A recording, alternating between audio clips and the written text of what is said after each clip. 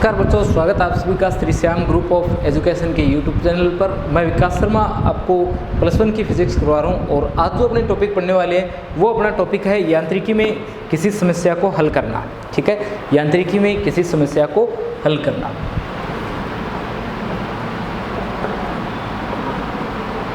यांत्रिकी में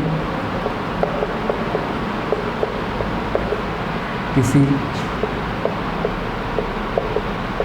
समस्या को हल करना।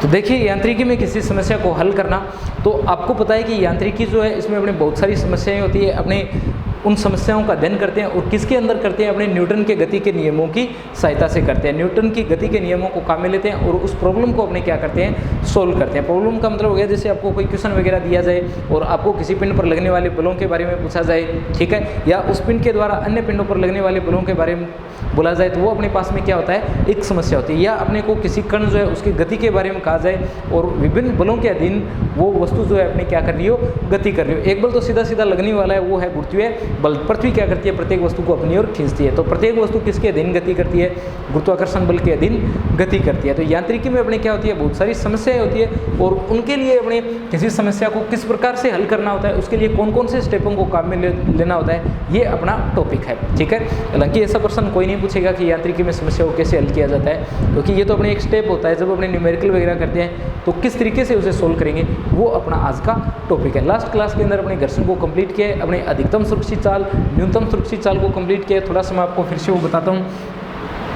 अपने ये सारी बातें की है, एक तो अपने अधिकतम सुरक्षित चाल ज्ञात की है और एक अपने क्या किया है, न्यूनतम सुरक्षित चाल को ज्ञात किया है। अपने mg नीचे की ओर ले रहे हैं और अभिलंब प्रतिक्रिया बल जो है वो किस ओर आता है, इस ओर आता है, तल के लंबवत बाहर की ओर आता है। ये अपने r cos थीटा घटक आ जाता है और ये हमारे पास में क्या आता है, r sin थीटा घटक आता है। ठीक है, इसके बाद अपने क्या कर रहे थे, अधिकतम सुरक्षित चाल जब ज्ञात कर रहे थे तब अपने बात कर रहे थे घर्षण बल की, और घर्षण बल अपना इस ओर लग रहा था। ठीक है, देखिए जब स्पीड ज़्यादा होगी ना तो कोशिश होगी कि वाहन जो है वो क्या होगा, बाहर की ओर जाकर के गिरे।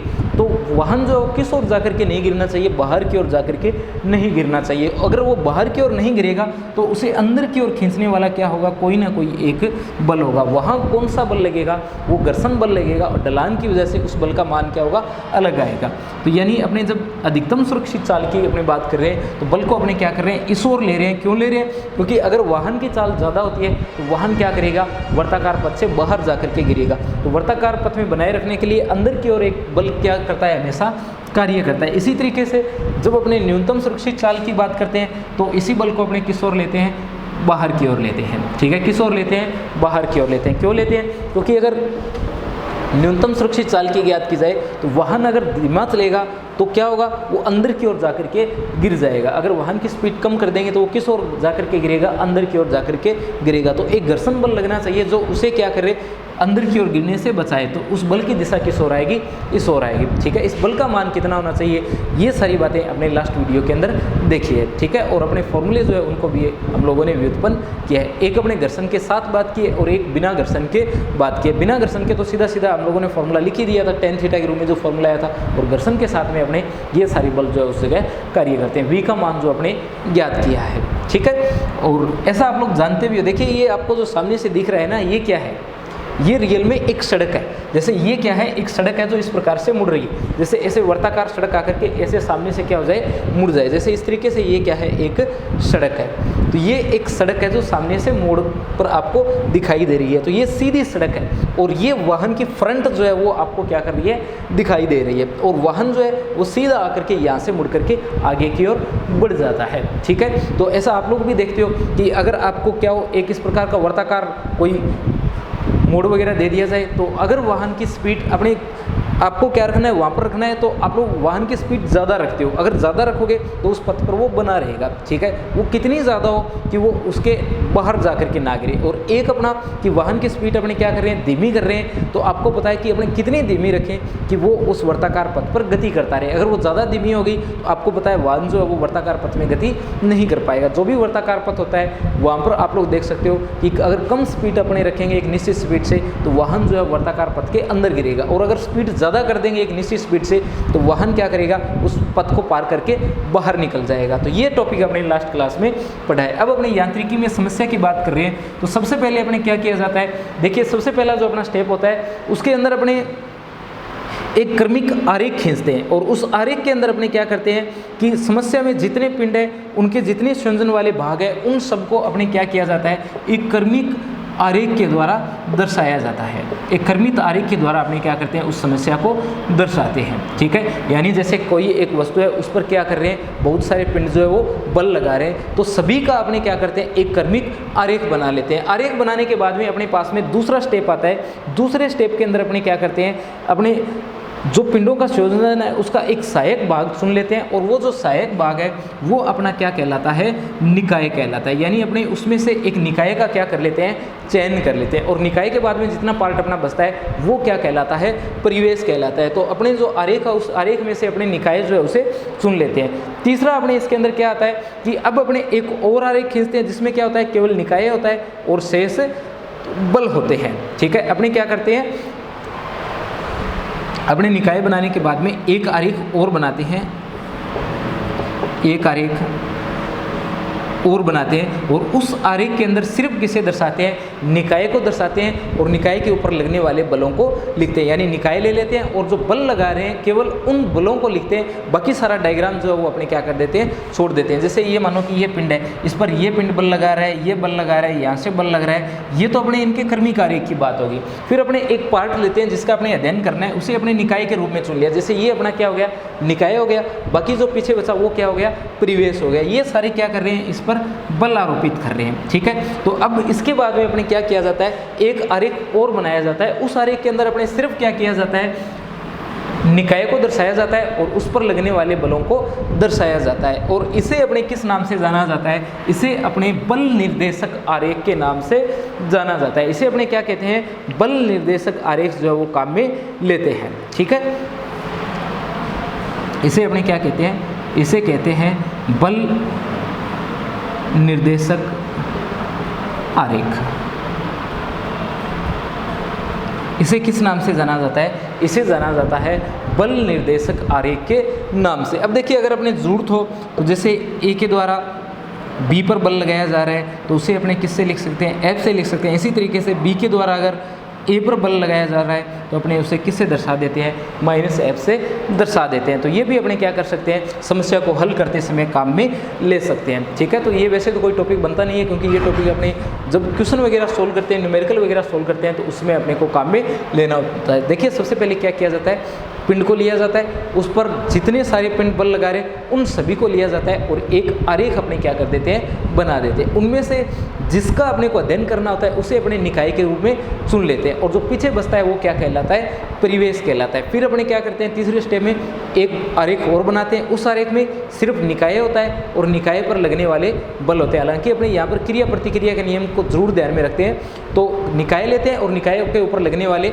बलों को लेते हैं, और उसे अपने किस नाम से जानते हैं, बल निर्देशक आरेख के नाम से जानते हैं। ठीक है, और अगर अपने जरूरत पड़े तो अपने समस्याओं को ऐसे भी दर्शा सकते हैं, एस जो बी पर बल लगा रहा है वो एफ आएगा, बी ए पर जो बल लगा रहा है वो माइनस का क्या आएगा, एफ आएगा। ठीक है, ये अपना चैप्टर था गति के नियम। अब अपने नया चैप्टर शुरू कर रहे हैं, कार्य, ऊर्जा और शक्ति। नया चैप्टर है अपना कार्य, ऊर्जा एवं शक्ति। छठा चैप्टर है अपना, ये आपकी जो एनसीईआरटी है उसके अंदर ये छठा चैप्टर है, कार्य, ऊर्जा एवं शक्ति।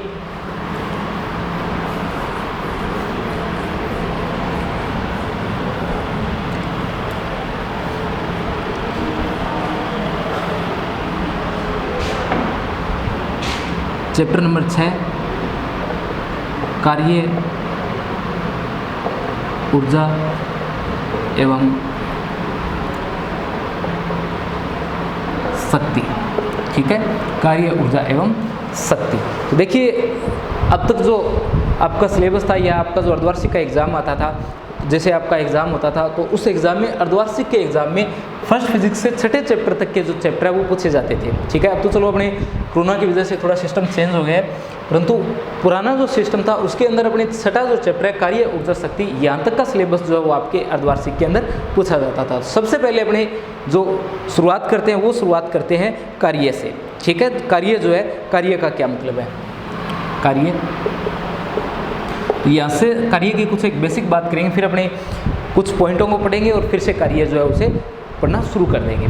तो सबसे पहले कार्य देखिए, तो जो सामान्य लाइफ है, सामान्य लाइफ के अंदर अपने कार्य किसे कहते हैं। सामान्य लाइफ में अपने बोलचाल की जो अपनी भाषा होती है, इसमें बहुत सारी बातें ऐसी होती है जिनको अपने किससे संबोधित करते हैं, कार्य से संबोधित करते हैं। जैसे यहाँ मैं खड़ा हूँ, मैं आपको बोल सकता हूँ कि मैं कार्य कर रहा हूँ, पढ़ाने का कार्य कर रहा हूँ। आप बैठे हो, आप लोग कार्य कर रहे हो, क्या कर रहे हो, पढ़ने का कार्य कर रहे हो। तो ऐसे ही कोई मजदूर अगर काम कर रहा है तो अपने बोलते हैं कि ये कार्य कर रहा है, अगर कोई खाना खा रहा है तो अपने उसे कहते हैं कि ये कार्य कर रहा है। तो सामान्य लाइफ में तो अपने क्या करते हैं, कार्य को अलग रूप से परिभाषित करते हैं। परंतु फिजिक्स जो है, फिजिक्स के अंदर अपने ये जो दैनिक जीवन के कार्य है, ये सभी जो है वो कार्य की श्रेणी में नहीं आते हैं। कब तक नहीं आते हैं, तब तक नहीं आते जब तक क्या नहीं हो, विस्थापन नहीं हो।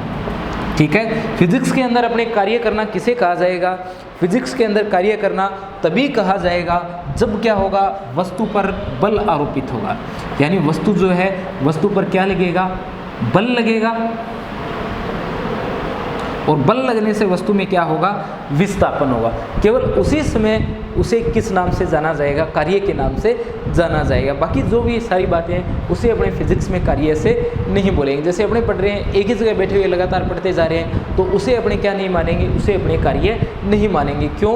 क्योंकि अपने उसी पोजीशन पर बैठे हुए अपने विस्थापन नहीं हो रहा है तो कार्य भी नहीं हो रहा है। इसके अलावा आप लोग बोल सकते हो कि अपने खाना वगैरह जो खा रहे हैं वो भी अपने क्या कर रहे हैं, एक ही जगह बैठे हुए खा रहे हैं, तो उसमें भी क्या नहीं हो रहा है, विस्थापन नहीं हो रहा है, तो उसे भी अपने किसकी श्रेणी में नहीं रखेंगे, कार्य की श्रेणी में नहीं रखेंगे। तो आप लोगों को याद रखना है कि फिजिक्स के अंदर कार्य कब होगा, फिजिक्स में कार्य केवल और केवल तभी होता है जब वस्तु पर बल लगाया जाए और बल लगाने से वस्तु में क्या हो, विस्थापन हो। उसी समय अपने इसे किस नाम से जाना जाता है, कार्य के नाम से जाना जाता है। ठीक है, और कार्य को दूसरे रूप से अगर अपने देखें तो अपने ये मान सकते हैं कि कार्य गतिज ऊर्जा का ही क्या होता है, एक रूप होता है। कण पर बल लगाएं और बल लगाने से कण की ऊर्जा में परिवर्तन हो। कौन सी ऊर्जा में परिवर्तन हो, गतिज ऊर्जा में परिवर्तन हो। ठीक है, अपने क्या करें, वस्तु पर बल लगाएं, वस्तु पर क्या करें, बल लगाएं, और बल लगाने से वस्तु की गतिज ऊर्जा जो है उस गतिज ऊर्जा में क्या हो, परिवर्तन हो, तो अपने बोलेंगे कि अपने क्या किया है, कार्य किया है। ठीक है, तो वस्तु की गतिज ऊर्जा में परिवर्तन को भी अपने क्या कहते हैं, कार्य कहते हैं। इसके अलावा कार्य का मापन कैसे किया जाता है, तो कार्य का मापन जो है, कार्य का मापन किया जाता है बल के परिमाण और बल की दिशा में विस्थापन से। ठीक है, कार्य का मापन किससे किया जाता है, कार्य का मापन किया जाता है, कार्य का मापन,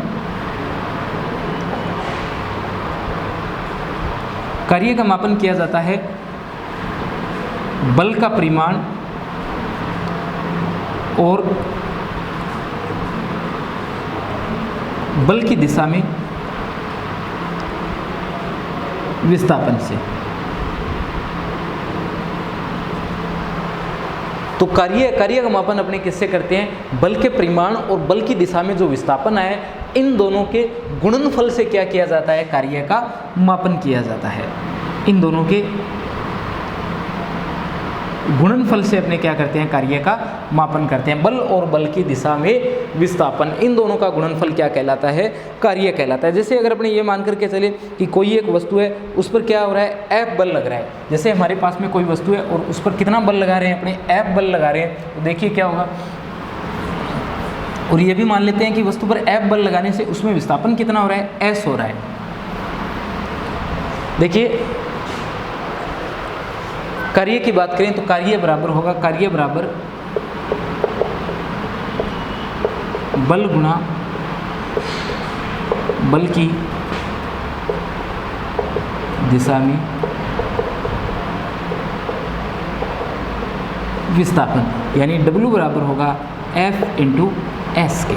ये क्या है, कार्य है। हालांकि अपने इसे अलग रूप में लिखेंगे, डॉट प्रोडक्ट के रूप में अपने इसे परिभाषित करेंगे, तो बाद में करेंगे। अभी आप लोग याद रखो कार्य बराबर होता है बल गुणा बल की दिशा में विस्थापन, यानी दिशा जो है उसका भी अपने इसमें योगदान होता है। अगर दिशा जो है वो क्या ना हो, बल की दिशा में ना हो, कोई ना कोई क्या हो रहा हो, वहाँ पर कोण बन रहा हो, यानी विस्थापन जो है वो क्या कर रहा हो, बल की दिशा में न होकर के कोई कोण बना रहा हो, तो उसमें अपने क्या करते हैं, तो उसमें जैसे अपने अलग अलग सिचुएशन लेकर के चले, जैसे अलग अलग सिचुएशन लेकर के चलें। जैसे दो पिंड है हमारे पास में क्या है, दो पिंड है। ये कोई समतल है और समतल पर एक पिंड यहाँ रखा हुआ है और दूसरा पिंड जो है वो यहाँ रखा हुआ है, और ये मान लेते हैं इनका सेंटर पॉइंट है ये, और दोनों के मध्य विस्थापन अपने कितना कर दिया है, एस कर दिया है, यानी इसे यहाँ से ले जा करके अपने इस ओर ले आए और कितना बल लगा दिया इस पर, एफ बल जो है वो आरोपित कर दिया है। तो अगर ऐसा होगा तो आप लोग सीधा लिख दोगे, क्या लिख दोगे आप लोग, सीधा लिख दोगे W बराबर एफ एस। अगर ऐसी तो सिचुएशन है तो अपने सीधा लिख देंगे W इक्वल एफ एस। क्यों? क्योंकि विस्थापन की दिशा में क्या हो रहा है, बल कार्य कर रहा है। अगर ऐसा नहीं होता, यानी अपने जो बल है उसकी दिशा विस्थापन की दिशा में नहीं होती, या विस्थापन जो वो बल की दिशा में नहीं होता, तो क्या होता है। जैसे अगर अपने यहाँ पर एक अन्य सिचुएशन की बात करें, वही पिंड है जो पहले थे, ये इनका सेंटर पॉइंट एस दूरी,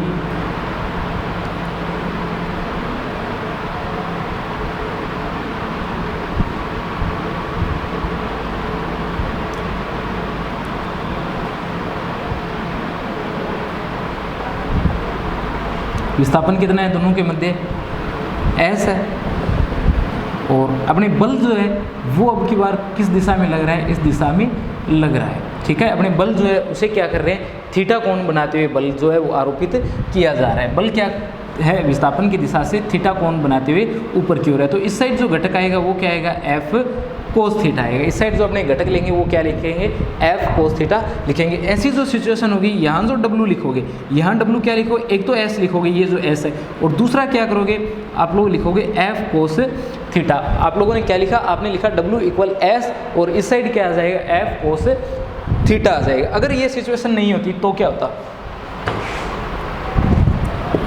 अगर ऐसी सिचुएशन न बना करके अपने किसी और सिचुएशन की बात करते हैं, जैसे ये जो समतल है ये कुछ इस तरीके से होता,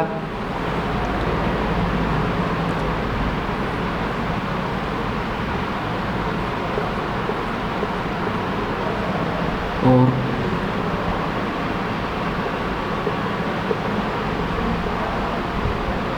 ठीक है, यहाँ क्या है, एस है, इन दोनों के मध्य जो विस्थापन है वो कितना है, एस है। ठीक है, और बल जो आरोपित कर रहे हैं वो पिंड पर किस प्रकार से आरोपित कर रहे हैं, इस तरीके से आरोपित कर रहे हैं बल को, यहाँ से यहाँ क्या कर रहे हैं, अपने एफ बल आरोपित किया जा रहा है। तो अब अपने अगर आगे बात करेंगे तो देखिए क्या आएगा, ये आएगा एस कोस थीटा, कितना आएगा, एस कोस थीटा आएगा। तो इस सिचुएशन में डब्ल्यू किसके बराबर, एफ और एस कोस थीटा के बराबर आएगा। तो यानी अपने देख सकते हैं बल जो कार्य जो है वो किसके बराबर आ रहा है, बल और बल की दिशा में विस्थापन के बराबर आ रहा है। दोनों ही सिचुएशन आपके पास में। ये तो क्या है, यहाँ पर आप लोग जो डब्ल्यू की बात कर रहे हो तो आप लोग लिख सकते हो, या तो आप लोग यहाँ ये बोल सकते हो कि कार्य किसके बराबर होता है, बल गुणा विस्थापन के, और विस्थापन कौन सी दिशा में लेना है, बल की दिशा में लेना है। तो यहाँ अपने क्या देख रहे हैं, यहाँ अपने देख रहे हैं कार्य बराबर बल और गुणा में क्या लिख रहे हैं, बल की दिशा में विस्थापन। बल की दिशा में विस्थापन का कौन सा घटक काम में लिया जा रहा है, एस कोस थीटा काम में लिया जा रहा है। और यहाँ क्या लिख रहे हैं, यहाँ लिख रहे हैं डब्ल्यू बराबर विस्थापन और विस्थापन की दिशा में बल का घटक। ये क्या है, विस्थापन, और एफ कोस थीटा क्या है, विस्थापन की दिशा में बल का घटक है। ठीक है, या तो आप लिखोगे कार्य बराबर विस्थापन और विस्थापन की दिशा में बल का घटक, या अपने यहाँ लिख सकते हैं कार्य बराबर बल और बल की दिशा में विस्थापन का घटक। ठीक है, यहाँ आप लोग ये भी देख सकते हो कि यहाँ एक सिचुएशन और बन रही है, W equal F vector dot S vector की। कौन सी सिचुएशन बन रही है, W equal F vector dot S vector की सिचुएशन बन रही है। तो ये जो अपनी सिचुएशन बन रही है ये कौन सी सिचुएशन है, ये अदिश गुणनफल की सिचुएशन है। तो ये जो अवस्था हमारे पास में, ये कौन सी अवस्था है, अदिश गुणनफल की अवस्था है। यहाँ क्या हो रहा है, यहाँ दो सदिश राशियाँ हैं। कौन सी राशियाँ हैं, दो सदिश राशियाँ हैं, और उनका क्या कर रहे हैं, अपने गुणनफल कर रहे हैं। और गुणनफल से किस प्रकार की राशि आ रही है, एक अदिश राशि आ रही है, और ये गुणनफल क्या कहलाता है? अदिश गुणनफल कहलाता है। अदिश गुणनफल क्या होता है इसके बारे में अपने पहले पढ़ चुके हैं। आपका जो सिलेबस है उसके अंदर छठे चैप्टर के अंदर दिया गया है, यानी जो अपने पढ़ रहे हैं एनसीईआरटी, इसके अंदर देखिए क्या दिया गया है। एनसीईआरटी के अंदर जो आपका छठा चैप्टर है कार्य, ऊर्जा और शक्ति, जो अभी अपने पढ़ रहे हैं कार्य, ऊर्जा और शक्ति, इसके अंदर दिया गया है। एक तो ये शुरुआत के जो टॉपिक दिए गए हैं ये, और कार्य, ऊर्जा, शक्ति को फिर से शुरू करने से पहले बीच में क्या दिया गया है? अदिश गुणनफल और सदिश गुणनफल दिया गया है कि अदिश गुणनफल क्या होता है, सदिश गुणनफल क्या होता है, इनकी प्रॉपर्टी क्या क्या होती है। और ये सारी प्रॉपर्टी जो है अपने पहले पढ़ चुके हैं, जो मैंने आपको आपकी जो वीडियोज़ है उसके अंदर आपको चैप्टर 2 के नाम से, आपकी बुक की बात नहीं कर रहा, वीडियोज़ की बात कर रहा हूँ, उनके अंदर चैप्टर 2 के नाम से प्रारंभिक गणितीय संकल्पनाएँ टॉपिक है, चैप्टर का नाम है वहाँ पर प्रारंभिक गणितीय संकल्पनाएं। और वहाँ पर जितना मैथमेटिक्स आपके फिजिक्स में काम में आता है वो कंप्लीट मैथमेटिक्स मैंने 2nd चैप्टर के अंदर एक साथ आपको बता दिया है, ठीक है। तो प्रारंभिक गणितीय संकल्पनाएं जो आपके आता है उसके अंदर मैंने अदिश गुणनफल, सदिश गुणनफल और उनकी कौन कौन सी कंडीशन होती है, अवकलन, समाकलन और आपके सदिश, अदिश, उन सभी को इसके अंदर अपने पढ़ा है। कुछ एक बातें आपको फिर से बताता हूँ और आगे बढ़ते हैं अपने।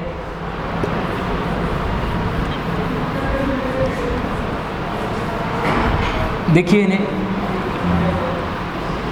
आपके पास में 2 प्रकार की सिचुएशन बनती है। एक तो आप क्या करते हो, गुणनफल करते हो, और अपने जो गुणनफल करते हैं वो किसका करते हैं? सीधी संख्याओं का करते हैं, ठीक है। सीधी संख्याओं का गुणनफल अलग तरीके से होता है और जो सदिश राशियाँ होती है उनका गुणनफल जो है वो अपने अलग तरीके से करते हैं। जैसे सदिशों का गुणनफल किया जाता है, जैसे ए वेक्टर और बी वेक्टर, ये आपके पास में क्या है? 2 सदिश है। इनका अगर गुणनफल किया जाएगा तो इनका गुणनफल सामान्य तरीके से नहीं किया जाएगा। इनका गुणनफल 2 प्रकार का होगा। एक तो ए वेक्टर और बी वेक्टर, ये जो सदिश है, इन सदिशों के गुणनफल से आपको कैसी राशि प्राप्त होगी? अदिश राशि प्राप्त होगी। और एक इन दोनों के गुणनफल से आपको कैसी राशि प्राप्त होगी? सदिश राशि प्राप्त होगी, ठीक है। यानी आप क्या कर रहे हो, ए वेक्टर और बी वेक्टर का गुणनफल कर रहे हो, या तो आपको अदिश रिजल्ट मिलेगा या आपको सदिश रिजल्ट मिलेगा। अगर 2 सदिशों के गुणनफल से आपको अदिश राशि प्राप्त हो रही हो तो उस गुणनफल को जाना जाता है अदिश गुणनफल के नाम से।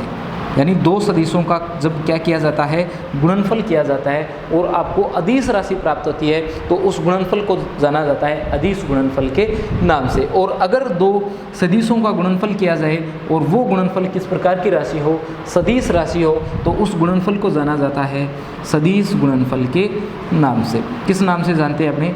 सदिश गुणनफल, ठीक है। तो एक अदिश गुणनफल हो गया और एक सदिश गुणनफल हो गया। देखिए यहाँ खास बात आपको ये ध्यान रखनी है कि दोनों ही गुणनफल किसके हैं? सदिश राशियों के हैं, ठीक है। यहाँ ये बात ध्यान रखना कि अदिश गुणनफल नाम इसका जरूर है, परंतु ये अदिशों का गुणनफल नहीं है। ये किसका गुणनफल है? 2 सदिश राशियों का गुणनफल है। इसे अदिश गुणनफल नाम इसलिए देते हैं कि ए और बी वेक्टर का जब आप लोग गुणनफल कर रहे हो, अदिश गुणनफल कर रहे हो, तो इनका जो परिणामी मान आएगा वो कैसा आएगा? अदिश आएगा। अगर अदिश आता है तो वो क्या है? अदिश गुणनफल है। और अगर सदिश आता है तो वो किस प्रकार का गुणनफल है? वो सदिश गुणनफल है। तो ये हमारे पास में क्या है? गुणनफल है। 1-2 बातें यहाँ से मैं आपको और बताता हूँ। देखिए आप लोग वो चैप्टर पढ़ लेना जहाँ पर मैंने प्रारंभिक गणितीय संकल्पनाएं आपको बताई है। देखिए अदिश गुणनफल जो होता है,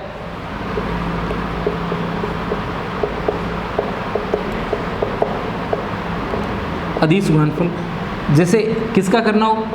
ए वेक्टर और बी वेक्टर का करना हो तो अदिश गुणनफल को लिखा जाता है डॉट से।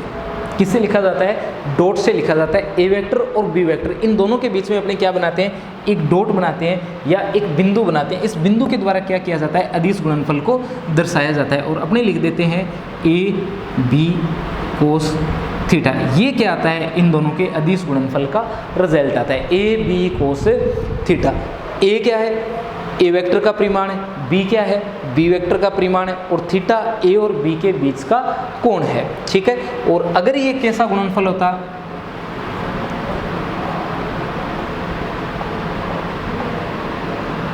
सदिश गुणनफल होता है। अगर ये सदिश गुणनफल होता है ए वेक्टर और बी वेक्टर का, तब देखिए क्या आता? तब आप लोग इसे दर्शाते क्रॉस से। ए और बी के बीच में आप लोग किसका निशान बनाते, गुणा का निशान बनाते, ठीक है। तो ए वेक्टर क्रॉस बी वेक्टर किसके बराबर, ए बी साइन थीटा के। अब देखिए ये सदिश गुणनफल है, तो यहाँ क्या होगा, जो परिणामी सदिश आपको प्राप्त होगा उसकी कोई ना कोई दिशा होगी, ठीक है। और वो दिशा अपने दक्षिणावर्ती पेश के नियम से, ये दाहिने हाथ के नियम से ज्ञात करते हैं। और इसकी जो दिशा आती है वो आती है इन दोनों के तल के लंबवत बाहर की ओर, ए और बी के तल के लंबवत बाहर की। और या तो दक्षिणावर्ती पेच का नियम लगाते हैं, ए से बी की ओर इसे घुमाएंगे पेच को, और पेच के आगे बढ़ने की जो दिशा होगी वो क्या होगी, इनकी दिशा होगी। या फिर अपने क्या करते हैं, अन्य नियम जो वो काम में ले सकते हैं। एन कैप क्या है, एन कैप इन दोनों के तल के लंबवत एकांक सदिश है, ए वेक्टर और बी वेक्टर के तल के लंबवत एकांक सदिश है। ये किसकी दिशा है, इनके परिणामी की दिशा है, ठीक है। तो ये कुछ एक बातें आपको अदिश गुणनफल और सदिश गुणनफल के बारे में याद रखनी है। इसके अलावा आप लोग एकांक सदिशों का गुणनफल भी याद रखना, आई कैप, जे कैप और के कैप का, ठीक है। तो इनका जब गुणनफल आप लोग याद रखोगे तो देखिए आप लोग करोगे आई डॉट आई, आप लोग क्या कर रहे हो, आई डॉट आई कर रहे हो। तो आई डॉट आई करने का मतलब देखिए आई डॉट आई और जे डॉट जे और के डॉट क्या करेंगे, अपने के करेंगे। तो आई डॉट आई करेंगे और जे डॉट जे करेंगे और क्या करेंगे, के डॉट के करेंगे। ये तीन लिखेंगे अपने यहाँ। तो आप लोग देखिए आई और आई कैप कौन सी दिशा में होता है, एक्स दिशा में होता है, जे कैप वाई दिशा में होता है और के कैप जो है वो जेड दिशा में होता है। तो ये दोनों कौन सी दिशा में है, ये दोनों एक्स अक्ष की दिशा में, दोनों एक्स अक्ष की दिशा में है। तो यहाँ थीटा का मान कितना है, 0 डिग्री है। थीटा का मान 0 डिग्री होने का मतलब कितना है, 1 है। कोस 0 कितना होता है, 1 होता है। तो ए और बी यानी इन दोनों का परिमाण कितना होगा, 1 होगा। तो ये किसके बराबर आता है, 1 के बराबर आता है। ये बात आप लोग यहाँ याद रखना कि जो अदिश गुणनफल होता है इसमें अपने क्या कर देते हैं, जो समान वाले होते हैं उनका 1 के बराबर लिखते हैं, और जो असमान होते हैं जैसे I dot J, J dot के और के डॉट आई कितना लिखते हैं, अपने 0 लिखते हैं। क्यों, क्योंकि आई और जे के बीच में जो कोण होता है वो कितने डिग्री का होता है, 90 डिग्री का होता है। और 90 डिग्री का होने का मतलब कोस 90 किसके बराबर होता है, 0 के बराबर होता है। आप लोग ये भी 0 लिखा है, साथ में ये जो लिखते हो आप लोग जे डॉट आई,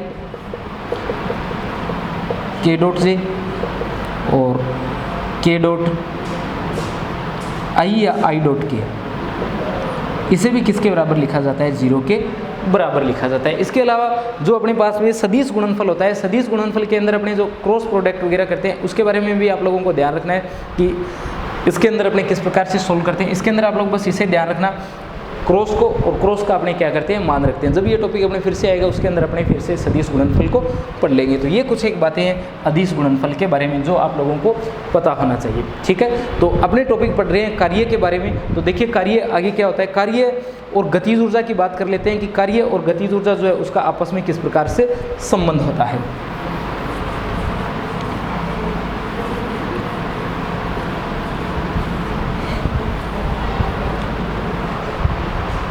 तो अपना टॉपिक है कार्य।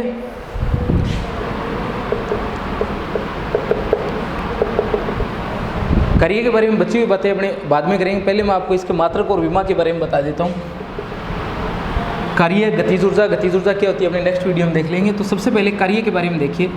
कार्य मैंने आपको बताया W से इसे लिखते हैं और किसके बराबर होता है, बल गुणा विस्थापन के बराबर होता है। तो बल गुणा विस्थापन के अगर ये बराबर है तो यहाँ से इसका जो मात्रक आएगा, देखिए एक तो आपने क्या लिखा है, इसे बल लिखा है, तो बल का जो मात्रक लिखते हैं अपने क्या लिखते हैं, न्यूटन लिखते हैं। और S का मतलब विस्थापन लिखा है तो क्या आएगा, न्यूटन इंटू मीटर आएगा, ठीक है। तो जो कार्य है, कार्य का मात्रक अपने क्या लिखते हैं, न्यूटन इंटू मीटर लिखते हैं, और इसी को अपने क्या कहते हैं, जूल कहते हैं, ठीक है। एमकेस या जो एसआई पत्ती है उसके अंदर अपने क्या करते हैं, कार्य जो होता है, कार्य का मात्रक क्या लिखते हैं, जूल लिखते हैं, और न्यूटन इंटू मीटर से अपने इसे लिखते हैं। और जो सीजीएस पत्ती है, जो सीजीएस अपनी पत्ती है उसके अंदर न्यूटन की जगह क्या आता है, डायन आता है, और मीटर की जगह क्या आता है, सेंटीमीटर आता है। क्या आता है, सेंटीमीटर आता है। और इसे किससे लिखा जाता है, अर्ग से लिखा जाता है। तो इसे तो लिखेंगे अपने अर्ग से और इसे अपने लिखेंगे जूल से, ठीक है। तो ये क्या है, इन दोनों के लिखने का तरीका है। कार्य जो है, कार्य का मात्रक अपने एमकेस या एसआई पत्ती में जूल,